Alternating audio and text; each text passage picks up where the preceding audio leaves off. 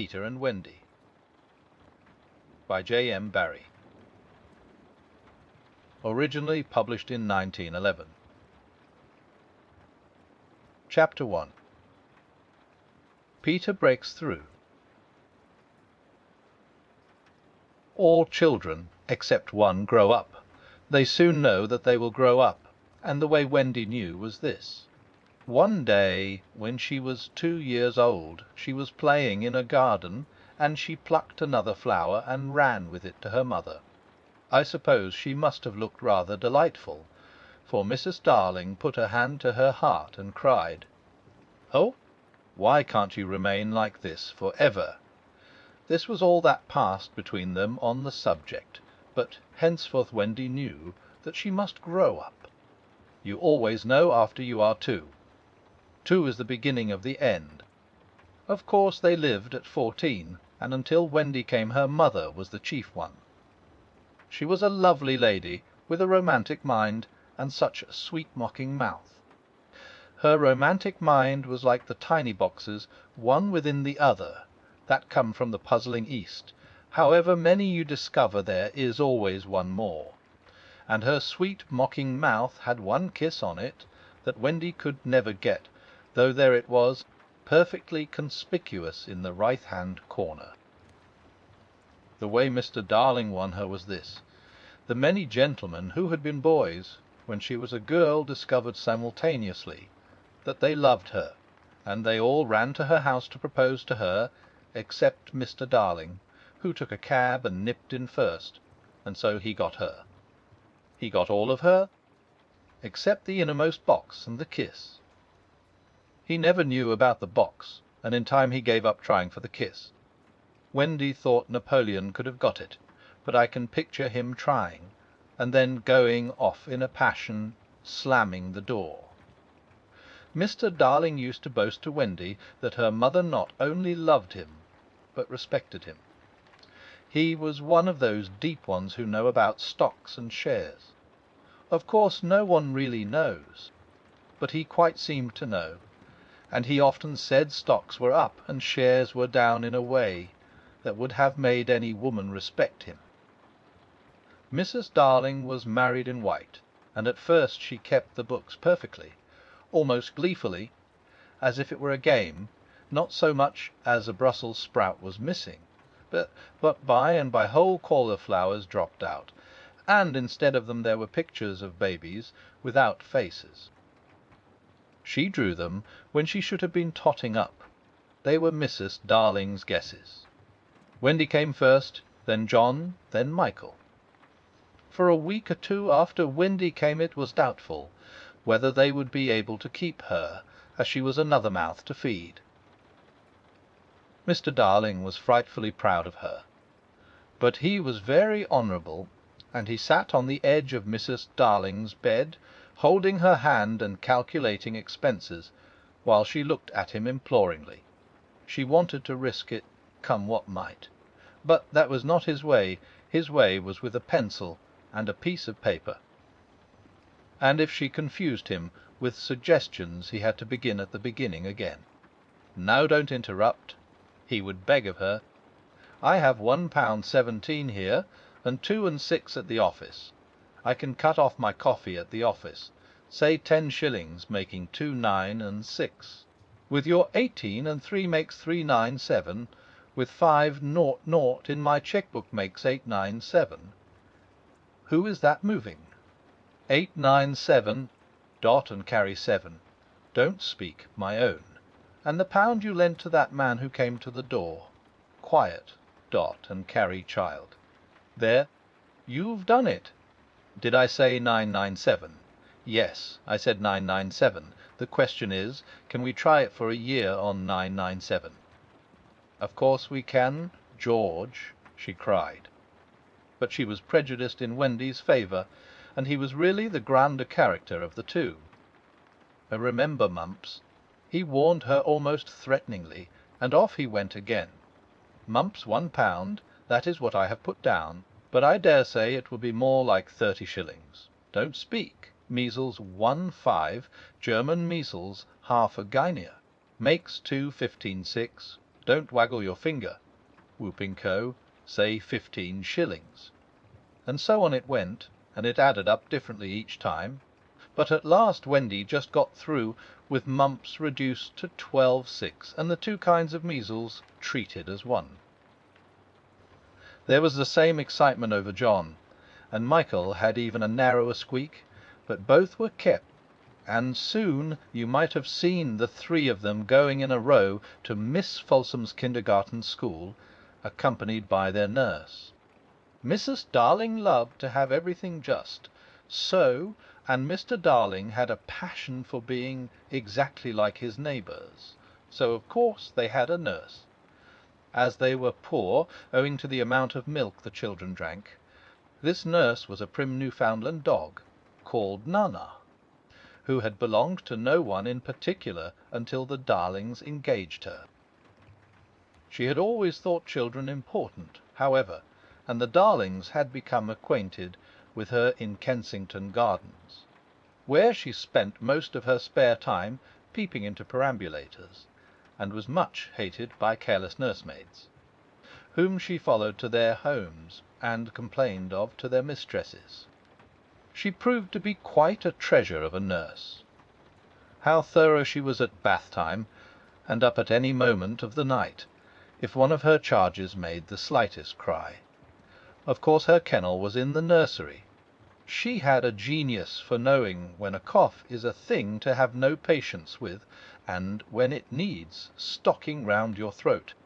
She believed to her last day in old-fashioned remedies like rhubarb leaf, and made sounds of contempt over all this new-fangled talk about germs, and so on. It was a lesson in propriety to see her escorting the children to school, walking sedately by their side when they were well behaved, and butting them back into line if they strayed. On John's foot-a-days she never once forgot his sweater, and she usually carried an umbrella in her mouth in case of rain. There is a room in the basement of Miss Folsom's school where the nurses wait. They sat on forms, while Nana lay on the floor, but that was the only difference. They affected to ignore her as of an inferior social status to themselves, and she despised their light talk. She resented visits to the nursery from Mrs. Darling's friends, but if they did come she first whipped off Michael's pinafore and put him into the one with blue braiding, and smoothed out Wendy, and made a dash at John's hair. No nursery could possibly have been conducted more correctly, and Mr. Darling knew it, yet he sometimes wondered uneasily whether the neighbours talked. He had his position in the city to consider. Nana also troubled him in another way. He had sometimes a feeling that she did not admire him. "I know she admires you tremendously, George," Mrs. Darling would assure him, and then she would sign to the children to be specially nice to father. Lovely dances followed, in which the only other servant, Lisa, was sometimes allowed to join. Such a midget she looked in her long skirt and maid's cap, though she had sworn, when engaged, that she would never see 10 again. The gaiety of those romps! And gayest of all was Mrs. Darling, who would pirouette so wildly that all you could see of her was the kiss, and then if you had dashed at her you might have got it. There never was a simpler, happier family until the coming of Peter Pan. Mrs. Darling first heard of Peter when she was tidying up her children's minds. It is the nightly custom of every good mother after her children are asleep to rummage in their minds and put things straight for next morning, repacking into their proper places the many articles that have wandered during the day. If you could keep awake. But of course you can't. You would see your own mother doing this, and you would find it very interesting to watch her. It is quite like tidying up drawers.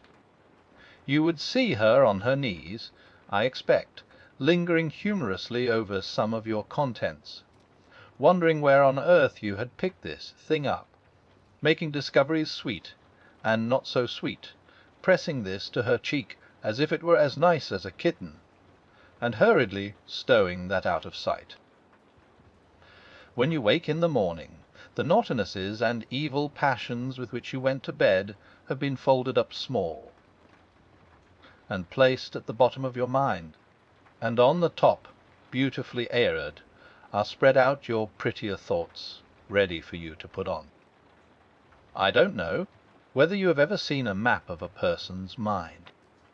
Doctors sometimes draw maps of other parts of you, and your own map can become intensely interesting, but catch them trying to draw a map of a child's mind, which is not only confused, but keeps going round all the time.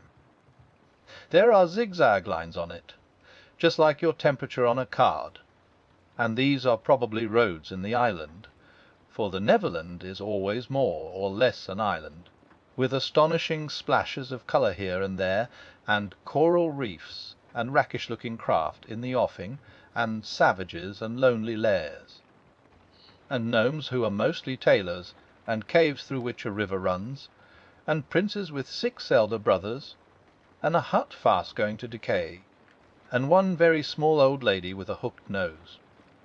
It would be an easy map if that were all, but there is also first day at school, religion, fathers, the round pond, needlework, murders, hangings, verbs that take the dative, chocolate pudding day, getting into braces, say 9 to 9, 3d. for pulling out your tooth yourself, and so on. And either these are part of the island, or they are another map showing through, and it is all rather confusing, especially as nothing will stand still. Of course the Neverlands vary a good deal. John's, for instance, had a lagoon with flamingoes flying over it at which John was shooting, while Michael, who was very small, had a flamingo with lagoons flying over it. John lived in a boat turned upside down on the sands, Michael in a wigwam, Wendy in a house of leaves deftly sewn together. John had no friends. Michael had friends at night. Wendy had a pet wolf forsaken by its parents, but on the whole the Neverlands have a family resemblance, and if they stood still in a row you could say of them that they have each other's nose, and so forth. On these magic shores children at play are for ever beaching their coracles. We too have been there. We can still hear the sound of the surf, though we shall land no more. Of all delectable islands the Neverland is the snudgest and most compact, not large and sprawly, with tedious distances between one adventure and another, but nicely crammed. When you play at it by day with the chairs and tablecloth, it is not in the least alarming, but in the 2 minutes before you go to sleep it becomes very nearly real. That is why there are night lights. Occasionally in her travels through her children's minds Mrs. Darling found things she could not understand, and of these quite the most perplexing was the word Peter. She knew of no Peter, and yet he was here and there in John and Michael's minds, while Wendy's began to be scrawled all over with him. The name stood out in bolder letters than any of the other words, and as Mrs. Darling gazed, she felt that it had an oddly cocky appearance. Yes, he is rather cocky, Wendy admitted with regret. Her mother had been questioning her. But who is he, my pet? He is Peter Pan, mother. At first Mrs. Darling did not know, but after thinking back into her childhood, she just remembered a Peter Pan who was said to live with the fairies. There were odd stories about him, as that when children died he went part of the way with them, so that they should not be frightened. She had believed in him at the time, but now that she was married and full of sense, she quite doubted whether was there any such person. Besides, she said to Wendy, he would be grown up by this time. Oh no, he isn't grown up, Wendy assured her confidently, and he is just my size. She meant that he was her size in both mind and body. She didn't know how she knew it. She just knew it. Mrs. Darling consulted Mr. Darling, but he smiled pooh-pooh, "Mark my words," he said, "it is some nonsense Nana has been putting into their heads. Just the sort of idea a dog would have. Leave it alone, and it will blow over." But it would not blow over, and soon the troublesome boy gave Mrs. Darling quite a shock. Children have the strangest adventures without being troubled by them. For instance, they may remember to mention, a week after the event happened, that when they were in the wood they met their dead father, and had a game with him. It was in this casual way that Wendy one morning made a disquieting revelation. Some leaves of a tree had been found on the nursery floor, which certainly were not there when the children went to bed, and Mrs. Darling was puzzling over them when Wendy said, with a tolerant smile, I do believe it is that Peter again." "Whatever do you mean, Wendy?" "It is so naughty of him not to wipe," Wendy said, sighing. She was a tidy child. She explained, in quite a matter-of-fact way, that she thought Peter sometimes came to the nursery in the night, and sat on the foot of her bed, and played on his pipes to her. Unfortunately, she never woke, so she didn't know how she knew, she just knew. "What nonsense you talk, Precious. No one can get into the house without knocking." "I think he comes in by the window," she said. "My love, it is 3 floors up." "We're not the leaves at the foot of the window, mother." It was quite true. The leaves had been found very near the window. Mrs. Darling did not know what to think, for it all seemed so natural to Wendy that you could not dismiss it by saying she had been dreaming. "My child," the mother cried, "why did you not tell me of this before?" "I forgot," said Wendy lightly. She was in a hurry to get her breakfast. Oh, surely she must have been dreaming. But, on the other hand, there were the leaves. Mrs. Darling examined them carefully. They were skeleton leaves. But she was sure they did not come from any tree that grew in England. She crawled about the floor, peering at it with a candle for marks of a strange foot. She rattled the poker up the chimney and tapped the walls. She let down a tape from the window to the pavement, and it was a sheer drop of 30 feet, without so much as a spout to climb up by. Certainly Wendy had been dreaming. But Wendy had not been dreaming, as the very next night showed, the night on which the extraordinary adventures of these children may be said to have begun. On the night we speak of, all the children were once more in bed. It happened to be Nana's evening off, and Mrs. Darling had bathed them and sung to them till one by one they let go her hand and slid away into the land of sleep. All were looking so safe and cosy that she smiled at her fears now, and sat down tranquilly by the fire to sew. It was something for Michael, who on his birthday was getting into shirts. The fire was warm, however, and the nursery dimly lit by 3 night lights, and presently the sewing lay on Mrs. Darling's lap. Then her head nodded, oh, so gracefully. She was asleep. Look at the 4 of them, Wendy and Michael over there, John here, and Mrs. Darling by the fire. There should have been a 4th night-light. While she slept she had a dream.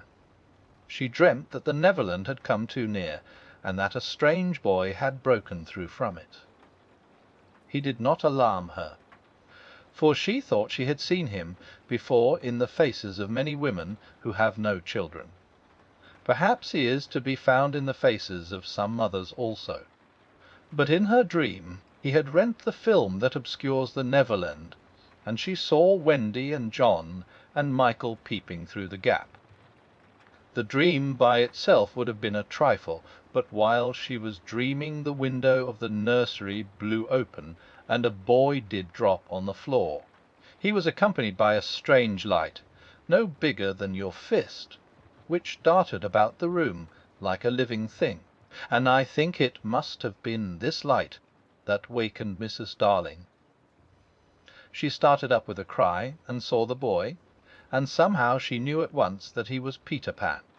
If you or I or Wendy had been there we should have seen that he was very like Mrs. Darling's kiss. He was a lovely boy, clad in skeleton leaves and the juices that ooze out of trees, but the most entrancing thing about him was that he had all his first teeth. When he saw she was a grown-up, he gnashed the little pearls at her,